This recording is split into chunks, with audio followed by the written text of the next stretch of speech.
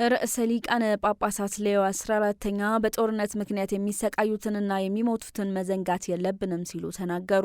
ርዕሰ ሊቃነ ጳጳሳት ሌዮ 14ኛ በካስቴል ጋንዶልፎ በአመጽ በተመሰቃቀሉ የተለያዩ ሀገራት ውስጥ በጦርነት ምክንያት የሚሰቃዩትንና የሚሞቱትን መዘንጋት የለብንም ሲሉ ተናገሩ። ርዕሰ ሊቃነ ጳጳሳቱ ሀሳባቸውንና ጭንቀታቸውን በድጋሚ በዓለም ዙሪያ እየተካሄዱ ባሉ በርካታ ግጭቶች ላይ ያተኩረዋል። በዩክሬን ውስጥ እንዲሁም በቅርብ ጊዜ በኢራንና በኩዌት የተከሰቱ ጥቃቶችን በማንሳት በዩክሬን በተፈጠሩ ግጭቶች የሟቾች ቁጥር መጨመሩን ተገልጿል። በዩክሬን ዋና ከተማ ኪየቭ በሩሲያ በተሰነዘረ ከባድ የሚሳኤል ጥቃት የሞትንና በርካታ የመቁሰል አደጋዎች እንደተፈጠሩ የተገለጸ ሲሆን የዩክሬን ጦር ደግሞ በጥቁር ባህርና በአዞቭ ባህር በሚገኙ የሩሲያ ወታደራዊ ኢላማዎች ላይ ጥቃት መፈጸሙ ተነግሯል። በዚሁ ጊዜ አዲስ የአሜሪካ የአየር ድብደባ በደቡባዊ ኢራን ላይ የደረሰ ሲሆን በምላሹም ቴህራን በኩዌት በሚገኙ የአሜሪካ ወታደራዊ ሰፈሮች ላይ ያነጣጠሩ ሚሳኤሎችንና ሰው አልባ አውሮፕላኖችን አስወንጭፋለች። ርዕሰ ሊቃነ ጳጳሳት ሌዮ 14ኛ በካስቴል ጋንዶልፎ ለተሰበሰቡ ምዕመናን ሁሉ